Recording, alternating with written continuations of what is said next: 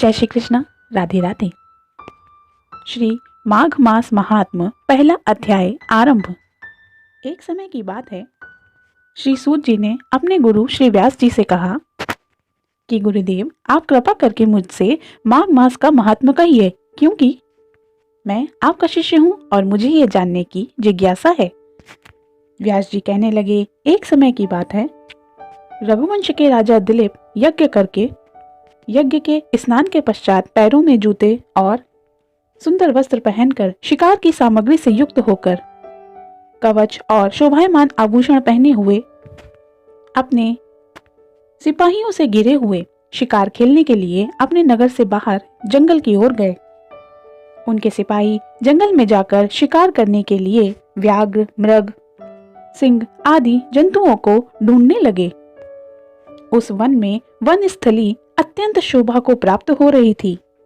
कहीं कहीं मृगों के झुंड फिरते थे, कहीं गीदड़ अपने भयंकर शब्द कर रहे थे, कहीं गैंडों का समूह हाथियों के समान फिर रहा था, कहीं वृक्षों के कोटरों में बैठे हुए उल्लू अपना भयानक शब्द कर रहे थे, कहीं सिंहों के पदचिन्हों के साथ घायल हुए मृगों के रक्त से भूमि लाल हो रही थी, कहीं दूध से भरी थनों वाली भैंसें फिर रही थीं, कहीं पर सुगंधित पुष्प, हरी भरी लताएं वन की शोभा को बढ़ा रही थीं, कहीं बड़े बड़े पेड़ खड़े थे तो कहीं उन पर बड़े बड़े अजगर और कहीं उनकी केचुलियां अटकी पड़ी थीं।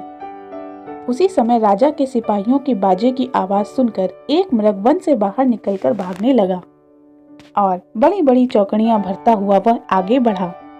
राजा ने फौरन उसके पीछे अपना घोड़ा दौड़ाया, परंतु मृग अपनी पूरी शक्ति से भाग रहा था। वह मृग कांटोदार वृक्ष के एक जंगल में जा घुसा और राजा भी उसके पीछे पीछे उस वन में प्रवेश कर गया, परंतु दूर जाकर मृग राजा की दृष्टि से ओझल हो गया। राजा उस निर्जन वन में अपने सिपाहियों सहित प्यास के मारे अति दुखित हो गया। दोपहर के समय अत्यधिक मार्ग पर चलने के कारण उसके सैनिक और घोड़े सभी थककर रुक गए। कुछ देर बाद राजा ने एक बड़ा भारी सुंदर सरोवर देखा, जिसके किनारे पर घने वृक्ष थे। इस सरोवर का जल सज्जनों के हृदय के समान स्वच्छ और सुंदर था। सरोवर का जल लहरों के साथ अत्यधिक सुंदर लगता था। जल में अनेक प्रकार के जलीय जंतु, मछलियां इधर उधर स्वच्छंदता से फिर रहे थे। दुष्टों के समान निर्दयी चित्त वाले मगरमच्छ भी उसमें फिर रहे थे। किसी किसी जगह लोभी के समान सिमाल भी उसमें पड़ी हुई थी। जैसे विपत्ति में पड़े हुए लोगों के दुखों को हरने के लिए दानी पुरुष के समान यह सरोवर का जल अपने जल से सभी को सुखी करता था। जैसे मेघ चातक के दुख हरता है, इस सरोवर को देखकर राजा की भी थकावट दूर हो गई। रात्रि को राजा ने वहीं विश्राम किया और राजा के सैनिक वहीं पहरा देने लगे। रात्र के अंतिम समय में आकर शूकरों के एक झुंड ने सरोवर में आकर पानी पिया और कमल के झुंड के पास आया, तब शिकारियों ने सावधान होकर शूकरों पर आक्रमण किया और उनको मारकर पृथ्वी पर गिरा दिया। उस समय सभी शिकारी बड़ी प्रसन्नता से कोलाहल करते हुए राजा के समीप गए और राजा प्रभात हुई देखकर उन सभी के साथ अपनी नगरी को वापस चल पड़े। उसी समय राजा की दृष्टि एक तपस्वी पर पड़ी।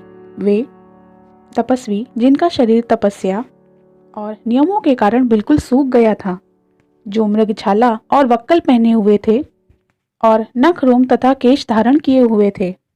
राजा ने ऐसे घोर तपस्वी को देखकर उन्हें प्रणाम किया और हाथ जोड़कर खड़े हो गए। तब तपस्वी ने राजा से कहा, हे राजन, इस पुण्य शुभ माघ में इस सरोवर को छोड़कर तुम यहाँ से जाने की इच्छा क्यों रखते हो? तब राजा ने तपस्वी से कहा, हे महात्मन, मैं माघ मास में स्नान और माघ मास के महत्व को नहीं जानता हूँ। कृपा करके आप मुझे विस्तार पूर्वक इसका महत्व समझाएं। इति श्री माघ मास महात्म पहला अध्याय समाप्त। जय श्री कृष्ण।